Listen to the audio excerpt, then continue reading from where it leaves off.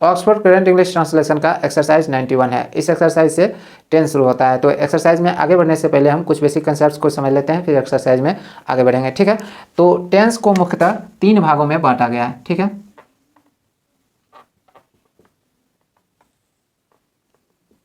पहला हो गया प्रेजेंट टेंस, दूसरा हो गया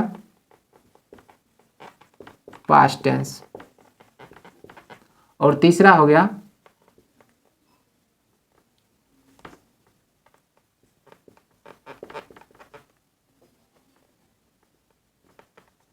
फ्यूचर टेंस। प्रेजेंट टेंस अर्थात वर्तमान काल, पास्ट टेंस अर्थात भूतकाल और फ्यूचर टेंस अर्थात भविष्यत काल। पुनः इन तीनों टेंसेज को 4-4 भागों में बांटा गया है। ठीक है, तो जैसे कि प्रेजेंट टेंस है, ठीक है, तो इसका पहला हो जाता है प्रेजेंट इंडेफिनिट टेंस। ठीक है, ये इसका पहला हो गया। दूसरा हो जाएगा प्रेजेंट इम्परफेक्ट टेंस। इम्परफेक्ट को ही प्रोग्रेसिव भी कहते हैं। ठीक है, या फिर इसे ही कंटिन्यूअस भी बोलते हैं। ठीक है, तो प्रेजेंट इम्परफेक्ट टेंस या फिर प्रेजेंट प्रोग्रेसिव टेंस या फिर प्रेजेंट कंटिन्यूअस टेंस। ठीक है, तीसरा हो गया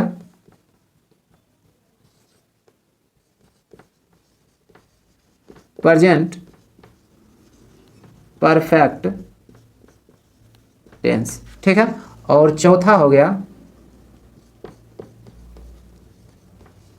प्रेजेंट परफेक्ट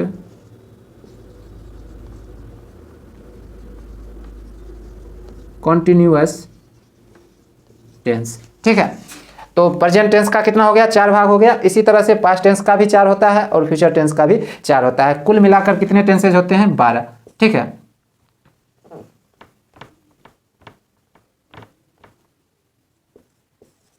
अब आज के इस एक्सरसाइज में मैं आपको प्रेजेंट इंडेफिनिट टेंस बताऊंगा। ठीक है, तो सबसे पहले इसका पहचान जान लेते हैं। तो सिंपली आपको ध्यान रखना है, हिंदी वाक्य के जिस क्रिया के अंत में ता है, ती है, ते हैं, ता हूँ, ती हूँ, ते हो, ते हों इत्यादि लगा हुआ रहे, ऐसे क्रियाओं का अनुवाद हम प्रायः प्रेजेंट इंडेफिनिट टेंस में करते हैं। प्रेजेंट इंडेफिनिट टेंस की क्रिया से प्रायः 4 चीज़ों का पता चलता है। पहला, आपको नेचर का पता चलता है अर्थात स्वभाव। ठीक है, दूसरा हो गया हैबिट अर्थात आदत का पता चलता है। ठीक है, तीसरा हो गया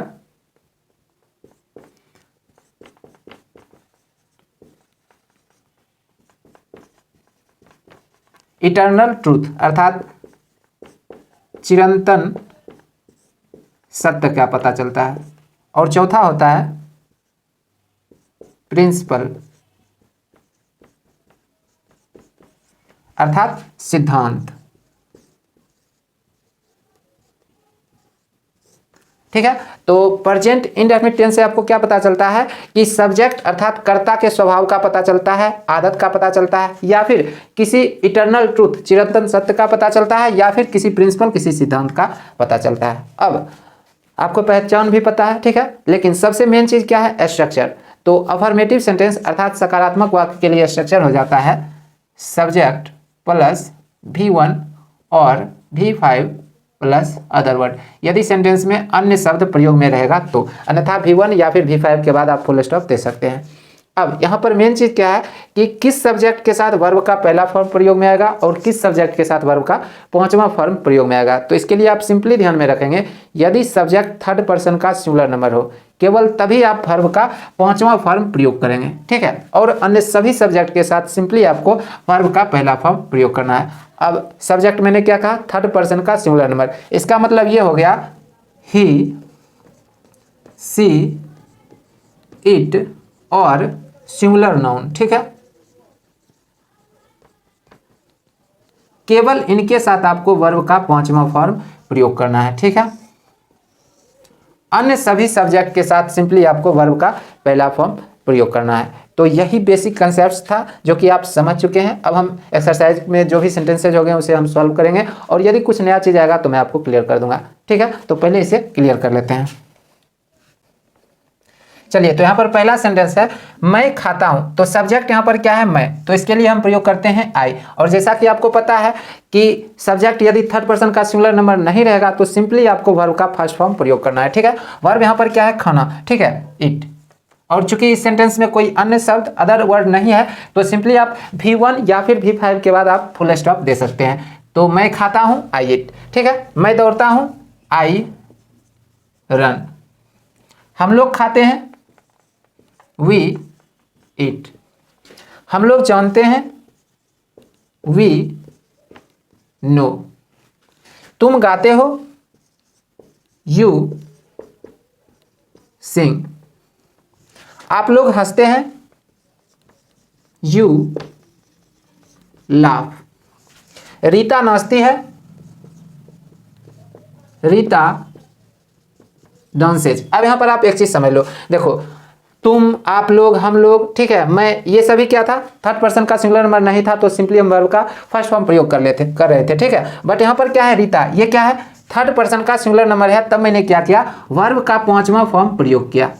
वर्ब के 5वें फॉर्म से तात्पर्य है एस या फिर ईएस वाला फॉर्म, ठीक है। तो इस बात का आप ध्यान रखेंगे।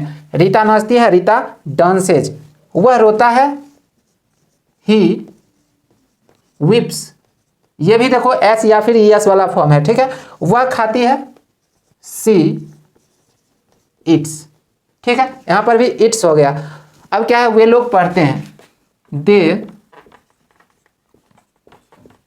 रीड। लड़के पढ़ते हैं, बॉयज रीड। वे पढ़ाते हैं, दे टीच। कुत्ता भौंकता है, द डॉग बार्क्स। कुत्ते भौंकते हैं, डॉग्स बार्क। देखो, जब एक कुत्ता है तो यहां पर मैंने वर्ब का 5वां फॉर्म प्रयोग किया। क्या प्रयोग किया? बार्क्स। बट जब एक से अधिक कुत्ता है तो मैंने सिर्फ बार्क प्रयोग किया, अर्थात वर्ब का फर्स्ट फॉर्म, ठीक है। गाय खाती है, द काउ इट्स। गाय खाती है, द काउ इट्स। गायें खाती हैं, काउज इट, ठीक है। मैं पढ़ता हूं, आई रीड। मेरा भाई पढ़ता है, माय ब्रदर रीड्स। देखो, मेरा भाई थर्ड पर्सन का सिंगुलर नंबर है तो वर्ब का 5वां फॉर्म रीड्स, ठीक है। हम लोग खाते हैं, वी इट। आई होप कि यहां से लेकर यहां तक में आपके कोई भी डाउट्स नहीं बचे होंगे। यदि फिर भी आपके कोई डाउट्स रह जाते हैं तो आप हमें कमेंट कर सकते हैं, मैं आपको रिप्लाई देने का प्रयास करूंगा।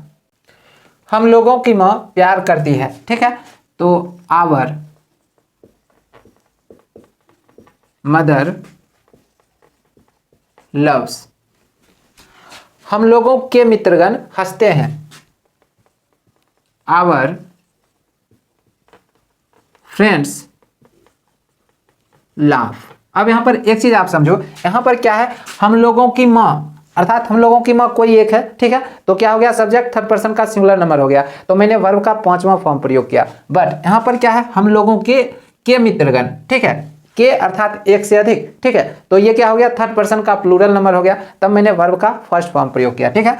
तुम पढ़ाते हो, यू टीच। तुम्हारा दोस्त जानता है, योर फ्रेंड नोज।